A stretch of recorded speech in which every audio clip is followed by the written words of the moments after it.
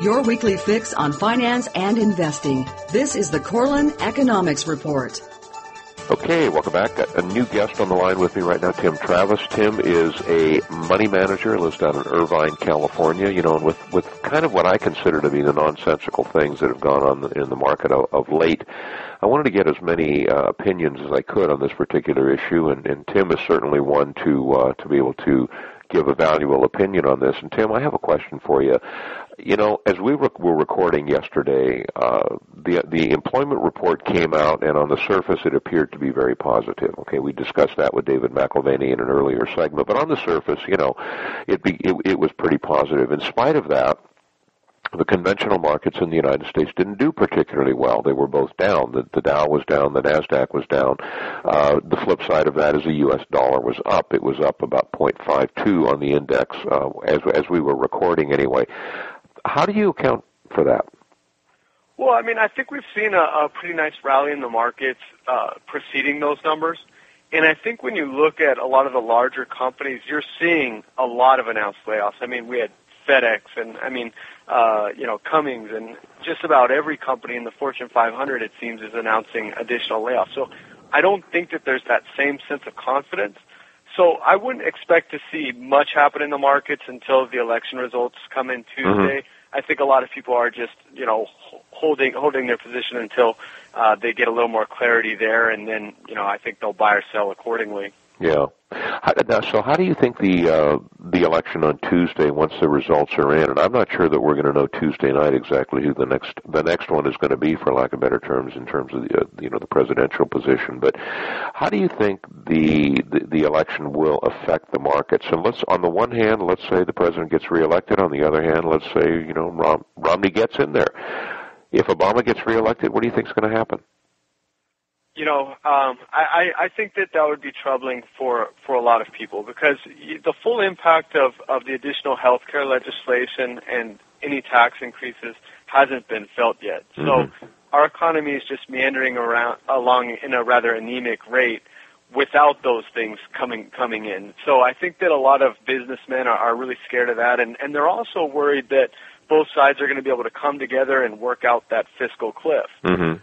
So I don't think that would be viewed very positively, in my personal opinion.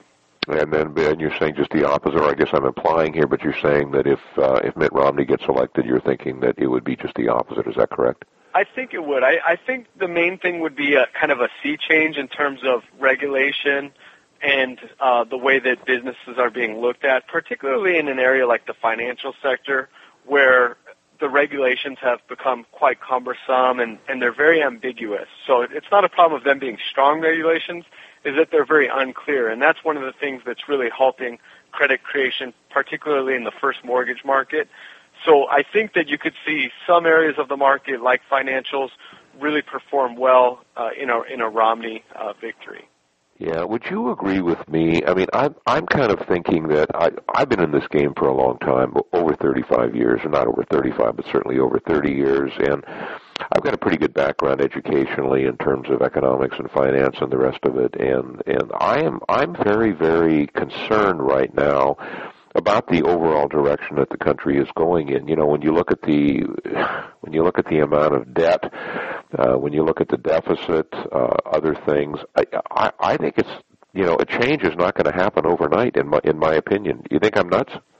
No, I don't think you're nuts at all. I think you have every right to be concerned, and I think that's why we really need to lay a foundation where the only way we're going to get out of this is through growing our way out of it.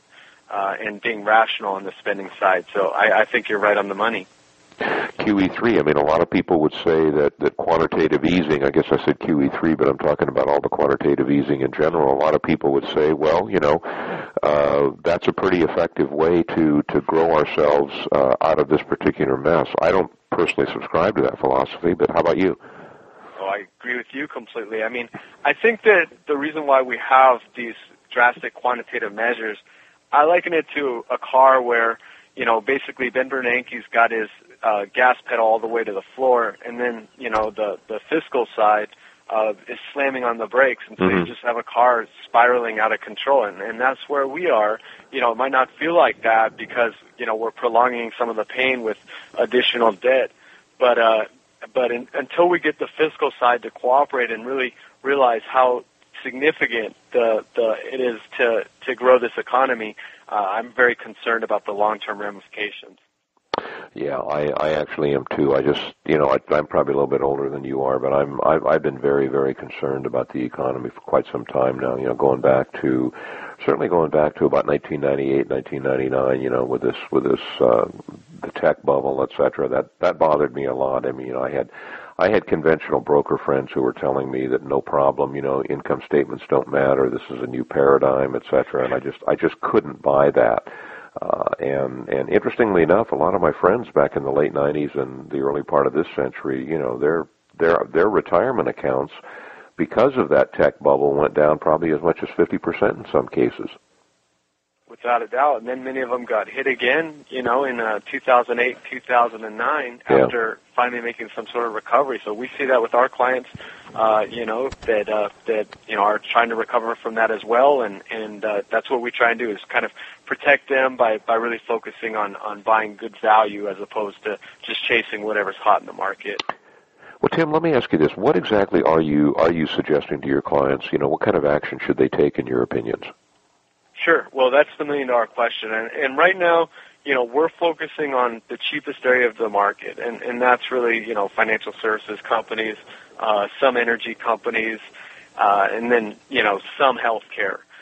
But, I mean, if you look at some of the stocks like an AIG or a Bank of America or a Citigroup, they perform really well this year, but they're still trading at large discounts to tangible book value, which is, of course, a proxy for liquidation value. Mm-hmm. And we feel that earnings are likely to continue to increase and dividends are likely to increase. And if you look at where things are looking next year, I don't think that there's that many companies where you should really expect substantial earnings increases and dividend increases, especially if things don't really progress globally.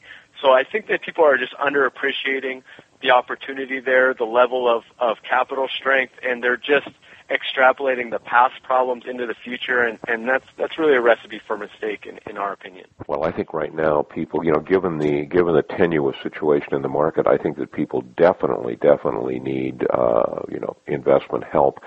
My philosophy has always been, you get as many opinions as you possibly can, and then you make up your own mind as to what we're going to do. Real quick, Tim, we only have a minute left here. Tell us a little bit about your firm. Sure. Our firm's T&T Capital Management. We're a registered investment advisor out in Irvine, Orange County, California, and we use a value investing methodology where basically we try and buy businesses at large discounts to intrinsic value, and we take a longer-term perspective. And we'll also intertwine buying stocks with options and fixed income to generate additional cash flow and to reduce risk. So that's a little bit about us. Ladies and gentlemen, this is not an advertisement. Believe me, if you want more information on Tim's firm, click on the banner. Actually, just click on his picture, and that'll take you right to the website. Stick around. Going to be right back. Interesting times right now, isn't it? To find out more about today's guests, visit us on the web at www.kereport.com. You're listening to the Korelin Economics Report. We'll be back in a moment.